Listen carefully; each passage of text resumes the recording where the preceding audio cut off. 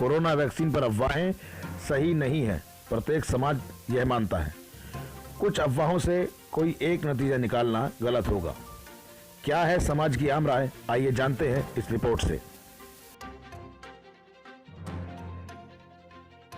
मैं भक्ति प्रकाश अखिल भारत वर्षीय धर्म संघ से परम पूज्य समर्थ श्री गुरु त्र्यंबकेश्वर चैतन्य का शिष्य हूँ और वर्तमान प्रतापगढ़ में विश्व के पहले किसान देवता मंदिर का महंत हूँ और समाज सेवा के लिए गाँवों में एक मिशन चल रहा है हमारा, जिसमें किसान जैविक खेती करें, किसान उगाए, महिलाएं वैल्यू एडिशन करें और युवा मार्केटिंग करें। इसके अंतर्गत लगभग 10,000 लोग हमारे साथ जुड़ करके जैविक के ऊपर और समाज सेवा के ऊपर कार्य कर रहे हैं।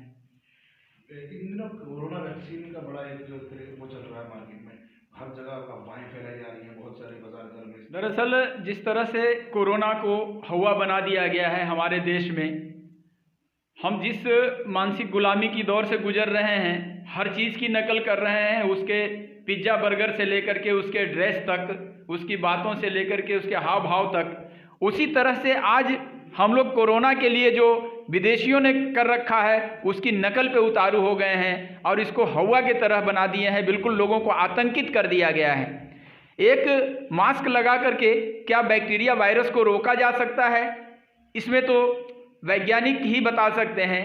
जहाँ तक कोरोना के वैक्सीन का सवाल है, कुछ ये बातें बताई जा रही है कि उसमें गाय के ये तत्व प्रयोग किए गए हैं, कहीं कोई सुअर की बात कर रहे हैं। तो ये इसके बारे में विशेष तो मैं नहीं कह सकता हूँ, क्योंकि ये वैज्ञानिक तथ्य है, मैं ऐसे नहीं कह सकता हूँ। लेकिन हमारे देश में कोरोना वैक्सीन से ज़्यादा जिस देश में किचन हमारा जो होता है, रसोई घर, दवाइयों का भंडार है, हमारे सब मसाले हमारे इम्यून सिस्टम को डेवलप करने वाले हैं, वहाँ वैक्सीन की ज़्यादा ज़रूरत नहीं है। और ख़ास करके जिसके साथ धार्मिक आस्था जुड़ जाए, जब गैया का गौ सेवा के ऊपर हम लोग काम करते हैं और गाय के खून से अगर वैक्सीन बना करके और हमारी ही रक्षा करी जाए, हमारे समाज में ये मान्य नहीं हो सकता है।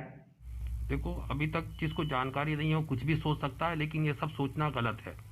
कोई दवाइयाँ तैयार की जा रही है बीमार को हटाने के लिए, बीमारी को हटाने के लिए, फ़ायदा के लिए, तो उसको लगाना चाहिए। बाद में क्या होगा ये बात की बात है सोचने की। पहले वैक्सीन तैयार होके आ जाए, लोगों को लगे, उससे फ़ायदा हो तो लगाना चाहिए। अफवाहें जो है वो बहुत तरह की अफवाहें होती है, उसमें लोगों को नहीं जाना चाहिए इतनी गहराई तक कि क्या अफवाह है। हमको बीमार है तो हमको बीमारी पहले हटानी है, बीमारी से छुटकारा पाना है, और इसको छुटकारा पाने के लिए हमें दवाई की ज़रूरत होगी। वो वैक्सीन है, वैक्सीन फ़ायदा दे रही है तो वो लगाना चाहिए। और बाकी ये सब जो अफवाहें हैं वो सब गलत है। अच्छा, लगातार राजनीति की जाती है इसमें, कभी किसी बताया जाता है कि कोई गलत जानवर जो मुस्लिमों के लिए ठीक नहीं है उसका कोई जेनेटिक से संबंध है। नहीं, जब इसके बारे में हमें स्वामी चक्रपाणी महाराज कहते हैं कि इसमें गाय का रक्त संबंधी कोई चीज़ ऐसा मिलाया गया है, हिंदुओं के लिए खराब हो जाएगा, तो क्या इसमें ये सब देखो, इसमें कौम को आपस में लड़ाने की बातें हैं। इस सब पे ध्यान नहीं देना चाहिए लोगों को। ये सब कोई कुछ कह दिया, कोई कुछ कह दिया और आपस में लड़ने की बातें आती हैं। इससे लड़ने की कोई ज़रूरत नहीं है। ये एक तरह की दवाई है, जेनेटिक दवाई तैयार की गई है और उसको इस्तेमाल करना चाहिए। लोगों के अफवाहों में नहीं आना चाहिए। लोग तरह तरह की बातों करके लोगों को लड़ाना चाहते हैं।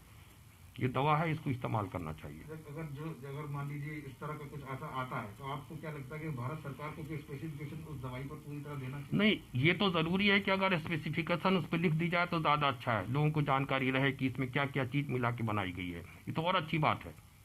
जैसे और दवाइयों पे बना के लिखी जाती है कि इसमें क्या क्या चीज़ मिली हुई है, अगर वो लिख दे तो ठीक है। अगर नहीं लिखना चाहती है गवर्नमेंट, सरकार नहीं लिखना चाहती तो उसमें मैं क्या कर सकता हूँ। अच्छा, एक बात और भी इसमें आती है कि कुछ लोग कहते हैं साहब ऐसी बदिया करने की लोगों को दवाई मिला दी जाएगी कि आदमी नपुंसक हो जाएगा। देखिए, ये सब अफवाहें हैं, ये सब गलत बात है। इसमें अभी कोई ध्यान देने की ज़रूरत नहीं है। सबसे पहली बात है कि बीमारी को ठीक करने की बात है। अगर बीमार सही हो रहा है 100% तो इसको इस्तेमाल करना चाहिए।